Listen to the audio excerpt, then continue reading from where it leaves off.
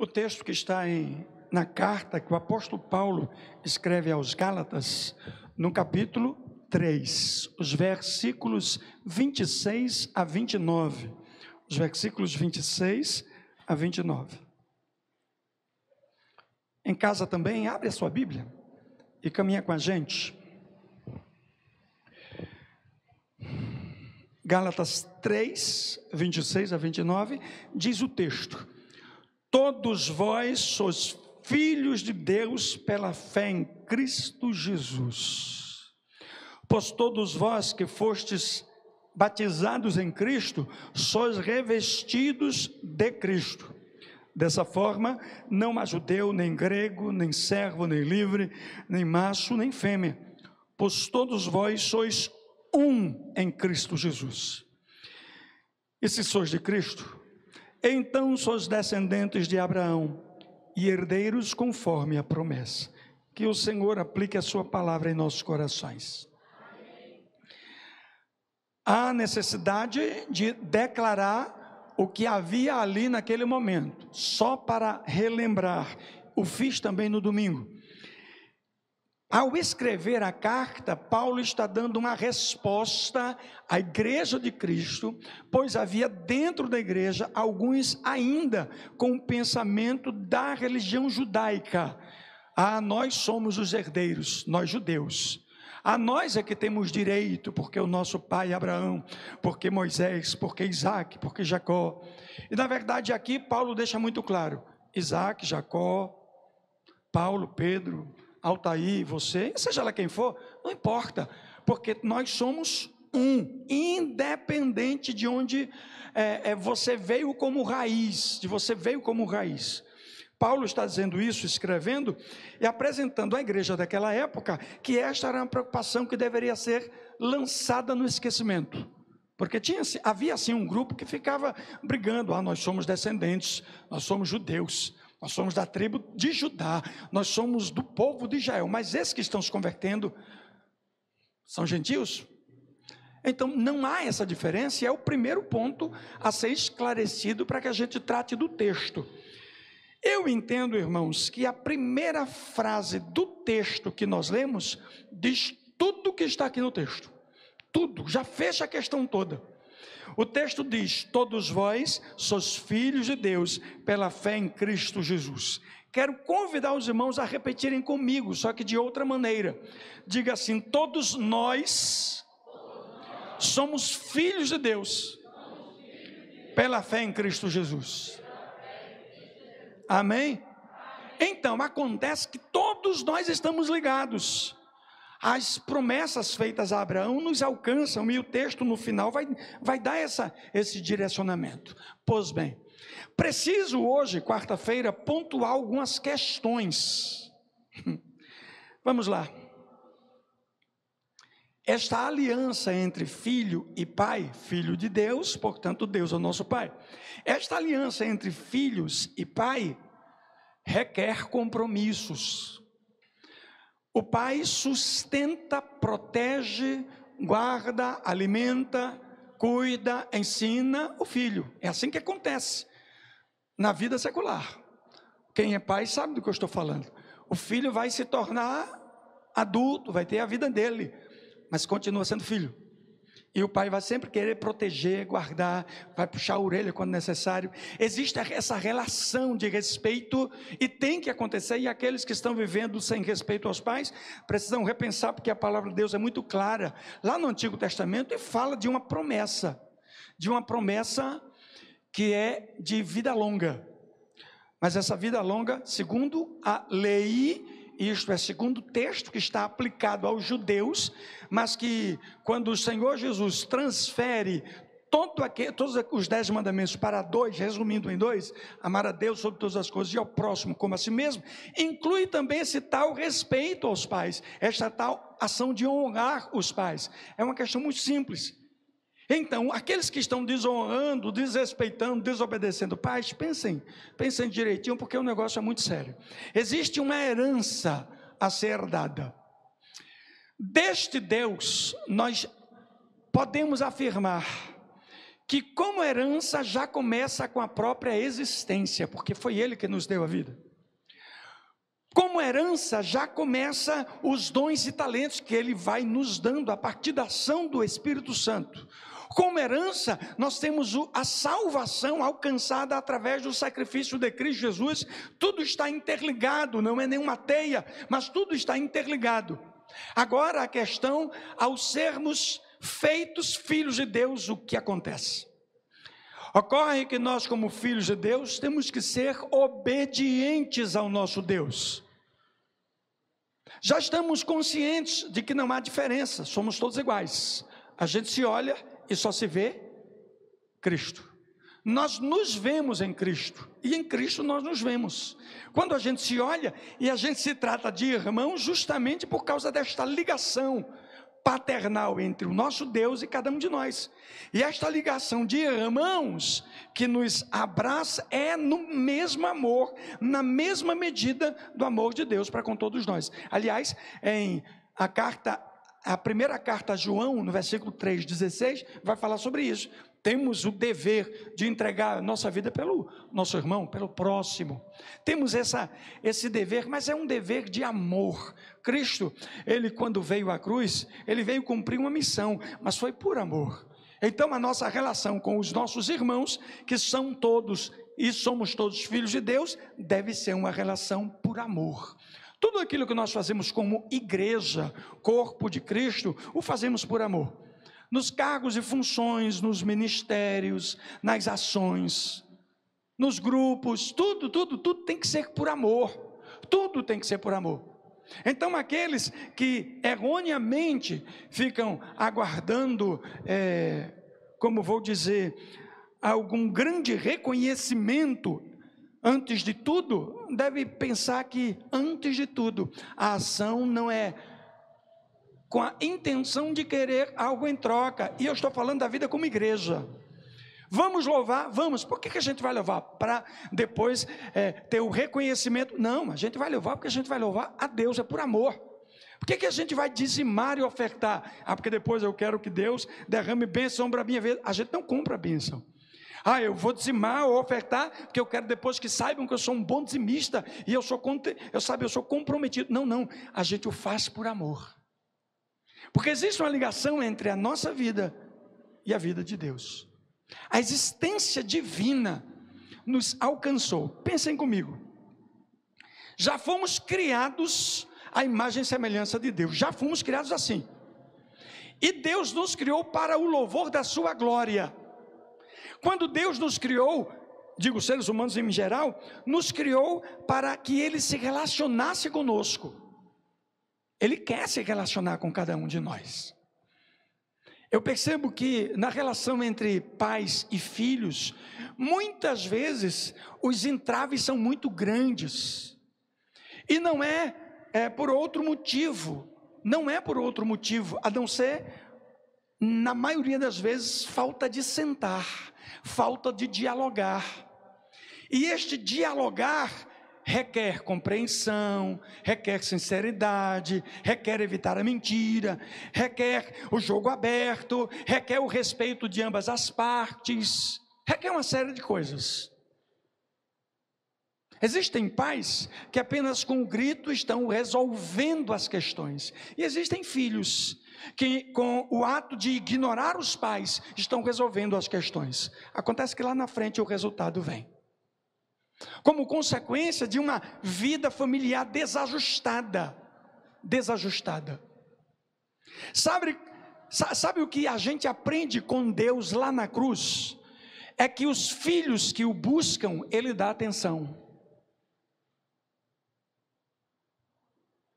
É que as criaturas que o buscam, Ele dá atenção.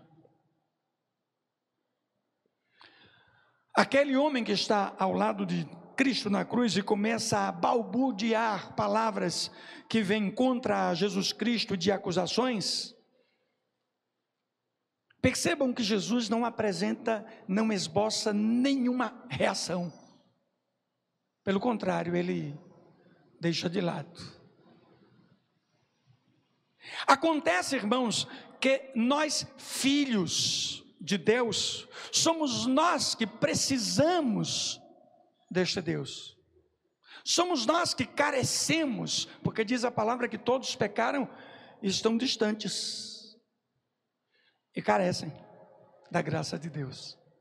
Quando nós somos alcançados por este amor, então nós continuamos precisando de ter intimidade com este Deus, e esta intimidade nos faz amadurecer. Aí a gente vai dialogar, o que a gente chama de orar. E aí, durante esse dialogar, a gente tem que ser sincero, jogo aberto, a gente tem que ser franco. Acontece que há muita gente de muita oração, mas esta oração é apenas um mero aspecto à parte, em certos casos, da vida cristã. Não amam, não perdoam, não vivem, mas são de oração, como se estivessem em contato íntimo com Deus. Ah, o meu filho, pastor, ele é uma pessoa muito responsável, ele não deixa faltar nada em casa, ele é uma ótima pessoa, ele só me dá gritos, mas ele é uma ótima pessoa. Não existe esse tipo de relação. É igual o pai que acha que ser pai é colocar feijão, arroz, farinha, enfim, o alimento no armário e virem-se. É preciso amar, é preciso brincar, é preciso se envolver, é preciso estar perto, é preciso, participar, conviver para criar laços firmes e fortes. Deus fez a sua parte como pai, enviando o seu único filho por amor a todos nós. Requer que nós, como filhos de Deus, sejamos tais filhos obedientes. Então vamos fazer uma pausa aqui. Vamos falar sobre o papel do filho. O papel do filho que é obediente. Obedecer é o que mesmo? A palavra de Deus me diz como eu tenho que me comportar. Primeiro aspecto que cito e trato disso desde que me entendo chamado ao ministério pastoral, chama santidade. É um dos primeiros aspectos que quero citar, aliás, é o primeiro aspecto que quero citar agora, nessa relação, filhos de Deus e Deus, santidade. Ele é santo, então não posso estar de outra maneira diante dele. A palavra diz que eu tenho que viver em santidade. E por que um filho desobedeceria a esta palavra? Entendam que os aspectos todos que se encontram no texto sagrado é para que eu e você possamos aprender a ser filhos de Deus, aprender a conviver nessa dimensão espiritual, porque uma ligação com Deus é, antes de tudo, espiritual, porque a gente não consegue pegar fisicamente em Deus, a gente não consegue abraçar e apalpar. Deus não é a matéria como nós somos limitados. Deus não está preso, enclausurado em um conceito humano, é espiritual. E esse ser espiritual, ele tem o conhecimento de todas as coisas. Então, quando o cristão não está sendo sincero a este Deus, que é o nosso Pai, ele sabe.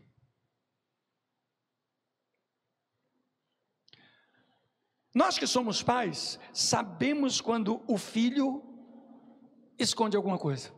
Percebemos pelo jeito. Os filhos deixam escapar sinais. E nós somos humanos. Nós temos a limitação, a gente não consegue ler a mente. A gente identifica, a gente lê os sinais, os aspectos, que nos saltam os olhos, já conhecemos. Lembro-me de uma irmã que dizia: quando meu filho mente, ele saliva muito e eu percebo na hora. Acontece que quando o crente mente para Deus, não é que Deus vai ler os aspectos, não é que Deus vai ver os sinais, Deus sonda o coração. Então a relação com esse Deus, que é o nosso Pai, não pode ser uma relação às escondidas. Não dá para eu esconder nada de Deus ou disfarçar.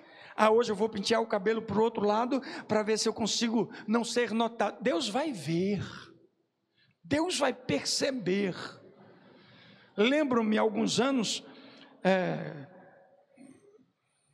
trabalhos evangelísticos, e nos deparamos com uma situação naquela época, já tem alguns anos, naquela época, com alguém que dizia: mas eu estava aqui tão escondido, eu saí da igreja há tanto tempo, eu me escondi, eu mudei o meu cabelo, eu mudei o meu jeito de andar, meu jeito de ver, eu fiz um monte de tatuagem, eu estou aqui enfiado nesse lugar, nessa lama, no pecado, tudo mais, e mesmo assim Deus mandou alguém para falar comigo, Deus me encontrou. É que de Deus ninguém se esconde.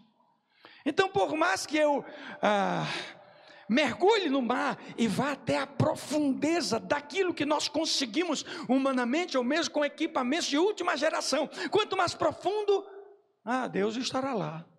Ele está em todos os lugares.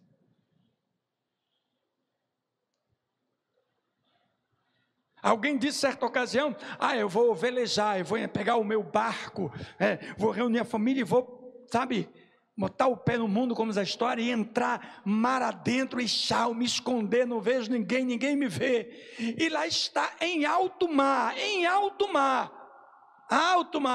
e vai pescar. E ele consegue pescar um grande peixe, alto mar, com a família, e eles vão tratar do peixe, e abrem o peixe, e vão cuidar do peixe. E dentro do peixe tem um sinal, tem algo. Dentro do peixe tem um pedaço de uma embalagem de alguma coisa. E aquele homem começa a olhar com mais calma.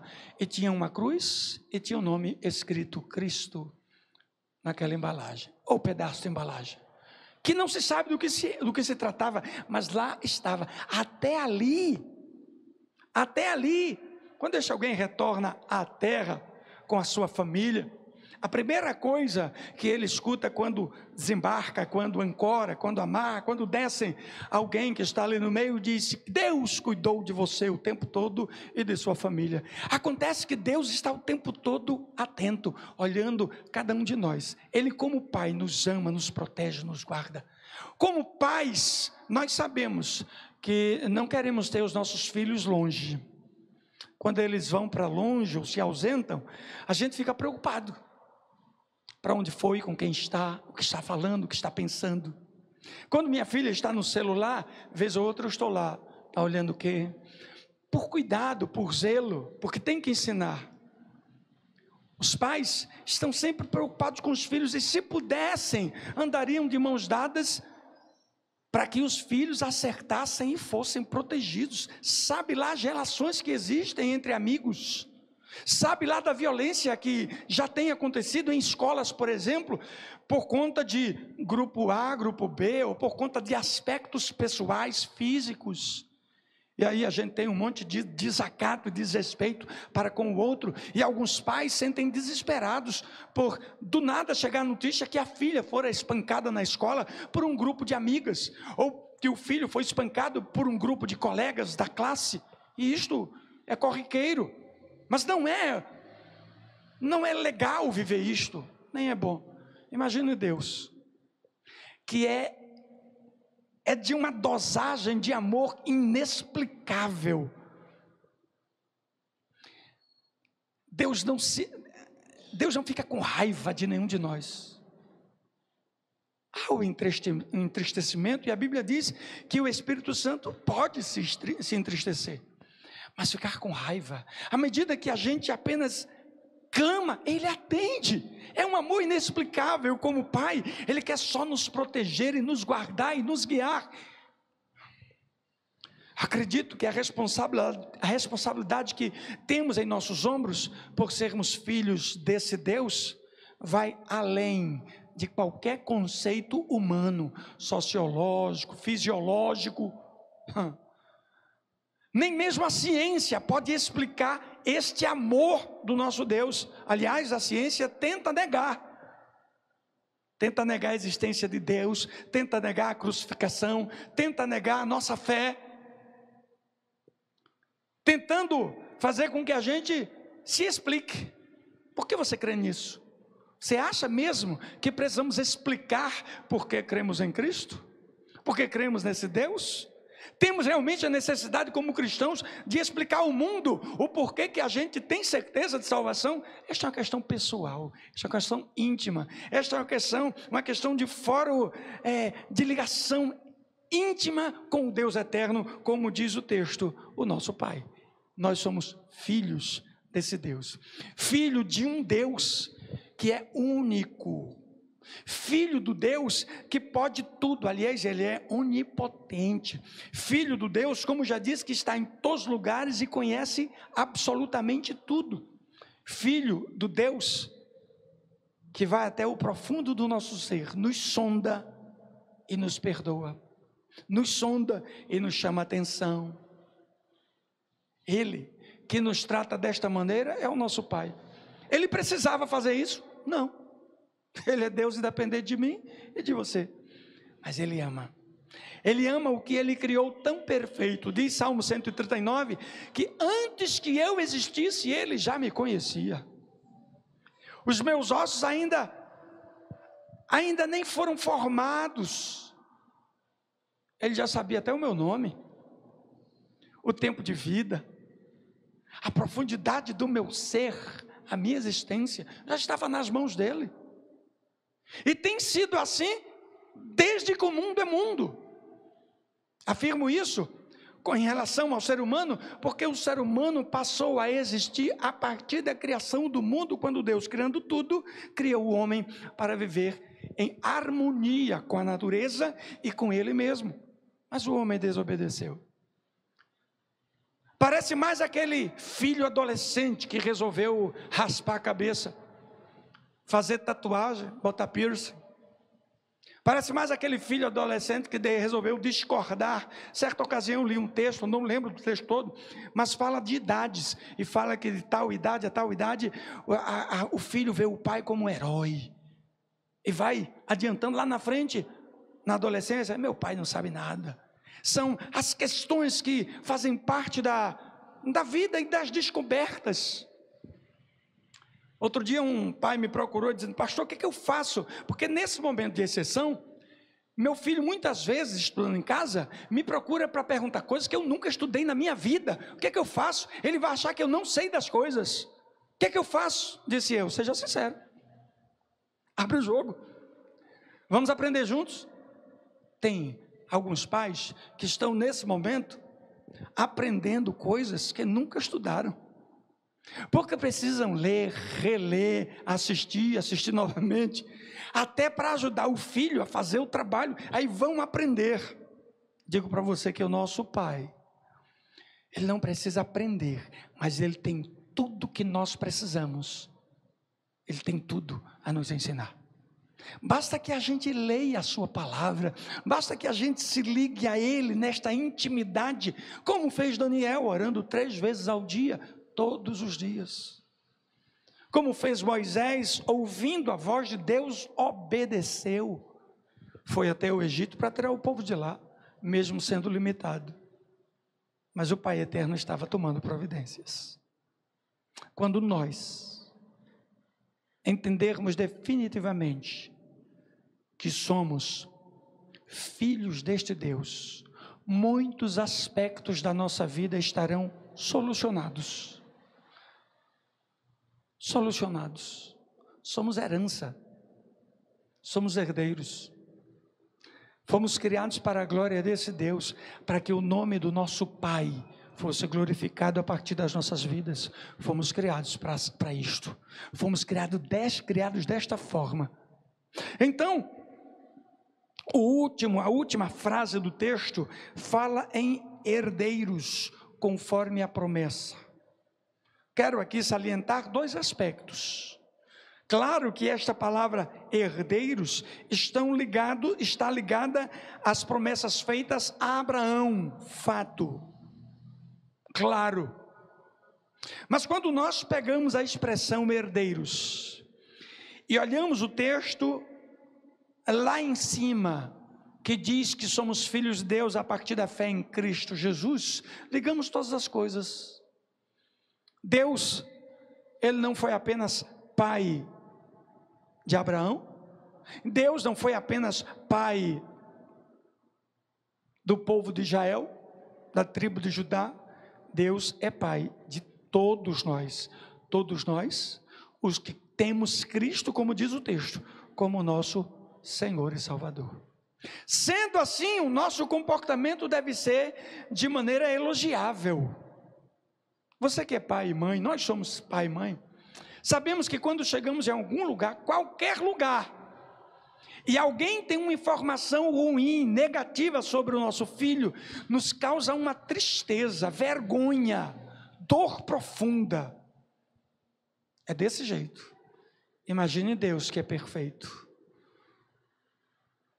quando da boca de outros ouve dizer coisas ruins sobre os seus filhos. Na mesma intensidade que existe este amor de Deus para todos nós, existe uma angústia em Deus quando pecamos, quando falhamos.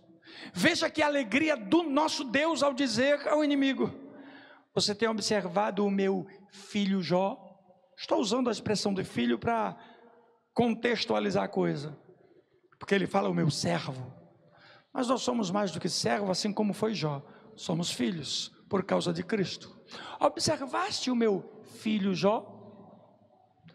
Aquilo era um desafio, um desaforo para o inimigo. Deus estava afirmando: ele é meu filho obediente, ele é meu filho querido, ele é filho para mim, ele tem andado de maneira que tem honrado o meu nome, não me faz vergonha. Aliás, todos ao seu redor sabem que ele é uma pessoa justa, também tem tudo. Não é uma questão do ter, é uma questão de caráter, questão do ser. Toque em tudo, só não lhe tire a vida. Muitos cristãos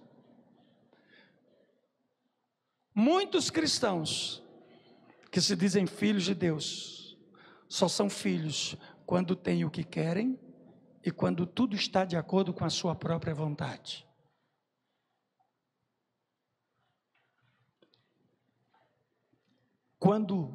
Muitos cristãos, quando são afastados de um cargo, uma função, deixaram de ser filhos, entram em desespero.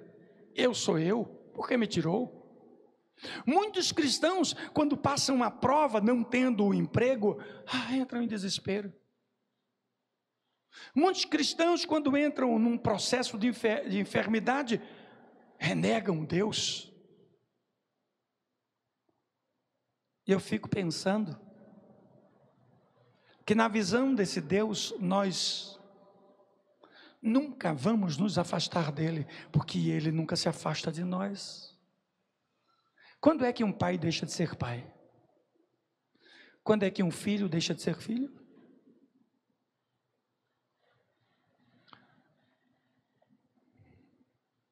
Todo filho é herdeiro, e todo pai tem o que entregar ao seu filho. Imagine ser herdeiro, ser filho do único Deus verdadeiro, e que tem toda a criação em suas mãos, e que deixa claro: tudo o que você pedir, em nome de Jesus, crendo, tendo fé, como Pai, eu vou fazer, recebereis. Imagine a dimensão disto, e de viver na presença deste Deus, sabendo que como Pai, Ele já preparou uma morada para todos nós. Outro dia eu estava ouvindo um pai dizer assim: se Deus me der condição até o final da minha vida, eu quero dar uma casa a cada um dos meus filhos pagam aluguel, é desesperador, estou fazendo de tudo, pastor, mas um dia eu vou conseguir dar uma casa a cada um dos filhos. Ele tem 3, um já casado, os outros ainda solteiros, mas dizia ele: eu sonho dar uma casa a cada um dos meus filhos, eu só tenho uma, e essa uma não vai dar para os 3, eu tenho que dar um a cada um. Esse é um sonho meu. Deus, no início de tudo, já criou, já fez a morada de cada um de nós, seus filhos, nas mansões celestiais.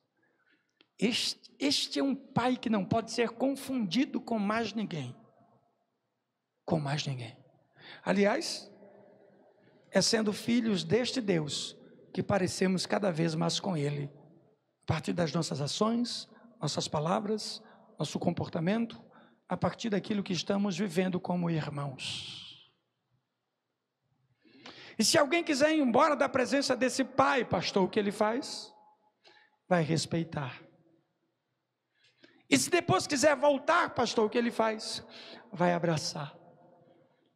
Não vai dar nem atenção ao que aconteceu, nem tempo para explicação, só vai fazer festa, porque Ele é um Deus, aliás, Ele é o Deus, que está além da nossa compreensão, é o Pai, que está acima de qualquer suspeita. Se pensarmos direitinho, basta sermos obedientes aos nossos pais aqui na terra, e como promessa, os dias serão mais longos. Se pensarmos direitinho, e formos obedientes ao nosso Pai eterno, os nossos dias não serão longos, serão eternos, nas mansões celestiais. Que Deus abençoe a todos.